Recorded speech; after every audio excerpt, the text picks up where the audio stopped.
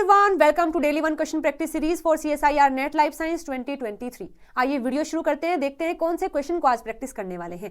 तो आज जो क्वेश्चन हम प्रैक्टिस करने वाले हैं वो आया है यूनिट नंबर 13 यानी मेथड्स इन बायोलॉजी से, और जो टेक्निक यहाँ पर दी गई है वो है इम्यूनोफिनोटाइपिंग। क्वेश्चन लिखा है consider the 4 result that were obtained from the immunophenotyping of human breast cancer cell. Human का जो ब्रेस्ट कैंसर सेल होता है उसके रिगार्ड में यहाँ इम्यूनोफिनोटाइपिंग की गई है और 4 ग्राफ आपके सामने रखे हैं। पूछा है which one of the following option correctly depict the above result. इन चारों स्टेटमेंट में से कौन सा स्टेटमेंट है जो इन ग्राफ को अच्छे से बता पा रहा है। ठीक है, तो देखो यहाँ पर ये जो इम्यूनोफिनोटाइपिंग होती है उसमें 2 चीजें इस्तेमाल की गई हैं, FITC और एक इस्तेमाल किया गया है PE। जो FITC है उसको रखा गया है x एक्सिस पर और जो PE है उसको रखा गया है y एक्सिस पर। ये जो FITC है इससे जोड़ा गया है CD44 को। CD44 एक मार्कर है, तो यहाँ पर CD44 को जोड़ा है FITC से और PE से कनेक्ट किया है CD24। तो इससे कनेक्ट किया है जो मार्कर है CD24। अब देखो ये जो CD24 है, CD44 है, ये ऐसे मार्कर्स होते हैं जो कि सेल के ऊपर प्रेजेंट होते हैं। जैसे देखो यहाँ पर मैं अगर आपको बताऊं कि जो CD44 है ये ऐसा मार्कर है जो कि ह्यूमन ब्रेस्ट कैंसर सेल का जो स्टेम सेल होता है, यानी देखो यहां पर जो कैंसर स्टेम सेल है फॉर द ब्रेस्ट कैंसर उसके सेल के ऊपर ये मार्कर होता है CD44। तो ये एक फिक्स्ड मार्कर है, जितने भी कैंसर स्टेम सेल हैं for the breast cancer cell उनके ऊपर ये CD44 मार्कर जरूर मिलता है। ठीक है, और ये जो CD44 है ये मिल भी सकता है या फिर ये दूसरे जो कैंसर सेल होते हैं उन पर मिलता है, लेकिन जो ब्रेस्ट कैंसर का कैंसर स्टेम सेल है उस पर CD44 ही मिलता है। ठीक है, बस इस क्वेश्चन के लिए आपको ये बात पता होनी चाहिए थी। चलिए इसको आप सोल्व करते हैं। तो यहाँ CD44 अटैच किया है FITC के साथ में और CD24 जोड़ा है PE के साथ में। ठीक है, अब हम इसका अपना अलग से ग्राफ बना लेते हैं। ये देखो, तो FITC दिया हुआ है x एक्सिस पर यानी यहाँ पर इस वाले पर। तो देखो ये FITC पॉजिटिव होगा, ये नेगेटिव होगा, यानी यहां पर अगर मैं बात करती हूं, इसको ले लेते हैं फर्स्ट, ये सेकंड है, ये थर्ड है और ये फोर्थ है। थोड़ा टाइम ज्यादा लग सकता है क्वेश्चन को समझाने में, लेकिन अगर एक बार आप समझ लेंगे तो फिर इतना टाइम नहीं लगेगा। ठीक है, तो देखिए FITC यहां पर पॉजिटिव है, यहां पर नेगेटिव है, और जो PE है वो यहां पर पॉजिटिव होगा और यहां पर नेगेटिव होगा।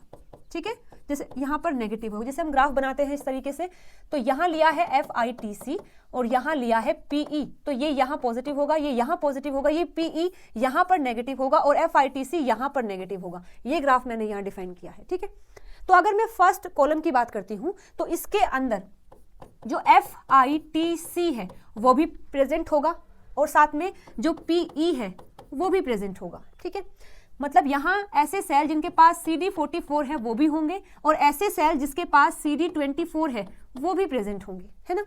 अगर बात करते हैं सेकंड की, तो देखिए सेकंड में ये जो PE है ये तो होगा पॉजिटिव क्योंकि इसका ये वाला पोर्शन यूज किया गया है, तो यानी यहाँ पर CD24 होगा।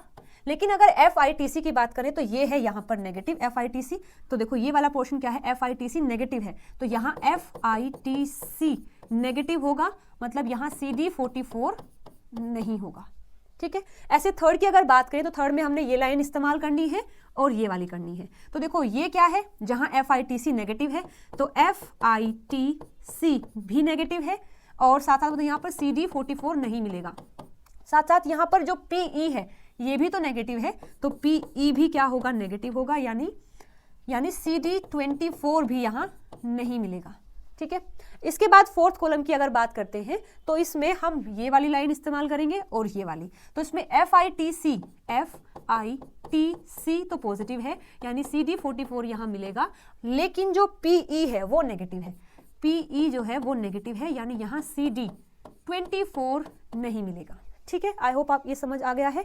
यहाँ दोनों मिलेंगे, यहाँ CD44 नहीं मिलेगा, यहाँ पर भी CD44 नहीं मिलेगा और CD24 भी नहीं मिलेगा। यहाँ पर दोनों नहीं मिलेंगे, यहाँ दोनों मिलेंगे, इसमें यहाँ CD44 नहीं मिलेगा और यहाँ CD24 नहीं मिलेगा। अब ये सब समझने के बाद चलिए एक बार क्वेश्चन को देख लेते हैं, अपने ग्राफ्स को देख लेते हैं। तो देखो इसमें क्या है कि यहाँ पर ज्यादा जो दिखाई दे रहा है वो इस पोर्शन में दिखाई दे रहा है। ये पोर्शन हमारा कौन सा था, ये पोर्शन था हमारा जहां पर हमें CD44 तो मिलेगा लेकिन CD24 नहीं मिलेगा। और आपको पता है CD44 किस चीज का मार्कर है, वो ब्रेस्ट कैंसर स्टेम सेल का मार्कर है, यानी यहाँ पर जो ब्रेस्ट कैंसर स्टेम सेल है वो सबसे ज्यादा मिलेंगे और यहाँ इस ग्राफ में मिल भी रहे हैं। ठीक है, हालांकि यहाँ पर ये चीजें भी मिल रही हैं, यहाँ पर कौन से आएंगे, देखो यहाँ पर हमें मिलेगा यहाँ पर कोई नहीं मिलेगा। मतलब यहाँ पर जो सेल है वो ऐसे हैं जिनके पास ना ही CD44 है और ना ही CD24 है, लेकिन यहाँ वो है जिनके पास कैंसर ब्रेस्ट स्टेम सेल है यहाँ। ठीक है, तो देखो फर्स्ट जो ग्राफ है इसमें ए के बारे में क्या बताया है, अच्छा ये बी है, तो बी के बारे में क्या है कि B represent a plot that denote a high percentage of cancer stem cell in the breast cancer cell. Exactly है ना, देखो बी क्या रिप्रेजेंट कर रहा है, ये बी वाला ग्राफ है, ये बी क्या रिप्रेजेंट कर रहा है, ये वो प्लॉट है जो रिप्रेजेंट कर रहा है high percentage of cancer stem cell in the breast cancer cell, क्योंकि यहाँ सबसे ज्यादा सेल हैं। और ये सेल कौन से हैं, जिनके पास CD44 प्रेजेंट है, और CD44 कहाँ होता है, cancer stem cell in the breast cancer cell वो। तो ये बात बिल्कुल सही है, बी स्टेटमेंट मुझे अभी सही लग रहा है। चलिए एक बार 2 के बारे में देख लेते हैं। इसमें कहा है D denote a plot where dual positive cells predominant representing the dead cell. मतलब जो डी है, डी कौन सा है, ये वाला है, denote a plot where dual positive cells predominant, मतलब कि जिनके पास 2 बार पॉजिटिव है, वो कौन से थे, वो ये वाला कॉलम था जिनमें डुअल पॉजिटिव यानी 2 बार पॉजिटिव आता है। तो इसमें कहा है कि जो डी है वो डिनोट कर रहा है डुअल पॉजिटिव सेल प्रीडोमिनेंट तरीके से रिप्रेजेंटिंग द डेड सेल।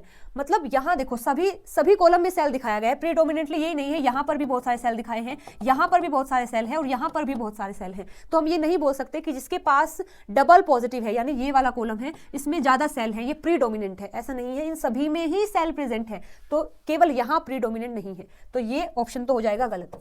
अच्छा, थर्ड में लिखा है A denote a plot where only cell stain with CD44 and CD24 are observe. यानी कि जो ए प्लॉट है उसमें वो सेल दिखाए गए हैं जिनके पास CD44 भी है और CD24 भी है, तो इसमें केवल यहां पर दिखाया गया है। और देखो हमारे इस ग्राफ में ऐसे सेल हैं जिसके पास ना ही तो CD44 है और ना ही CD24 है, लेकिन हमारे ऑप्शन में दिए हैं कि दोनों ही होते हैं, तो ये भी हो जाएगा गलत। फोर्थ में लिखा है C represent a plot where only fibroblast cell are present. यानी जो सी है, सी कहाँ है, सी दैट वन, मतलब ये रिप्रेजेंट कर रहा है plot where only fibroblast cell are present, जहां पर केवल फाइब्रोब्लास्ट सेल ही प्रेजेंट हैं। तो देखो यहाँ अगर हम बात करें तो 2 टाइप के सेल आपको यहाँ मिलेंगे, केवल फाइब्रोब्लास्ट ही नहीं मिलेंगे। 2 टाइप के कैसे मिलेंगे, एक तो ऐसे जिसके पास ना ही FITC यानी ना ही तो CD44 है और ना ही CD24 है, और कुछ आपको ऐसे मिलेंगे जिनके पास केवल CD24 है, CD44 नहीं है। तो मतलब अगर हम मान के चलें कि फाइब्रोब्लास्ट इसमें से कोई सा एक होगा, तो ऐसा तो नहीं ना कि केवल एक ही टाइप का सेल है, 2 टाइप के सेल मिलने वाले हैं, ये भी और ये भी, तो ये स्टेटमेंट भी हमारा गलत हो जाएगा। ठीक है, तो जो फर्स्ट ऑप्शन है यानी जो बी ग्राफ है वो सही हमें बता रहा है, और ये जो स्टेटमेंट है ये बी ग्राफ के बारे में सही बता रहा है, तो हमारा सही आंसर हो जाएगा द फर्स्ट वन ऑप्शन। ठीक है, ओके, तो ये क्वेश्चन मैंने आपको समझा दिया है, लेकिन अभी भी कोई डाउट है तो आप कमेंट करके मुझसे पूछ सकते हैं। मिलते हैं अगली वीडियो में नए टॉपिक के साथ में। Till then bye bye, take care.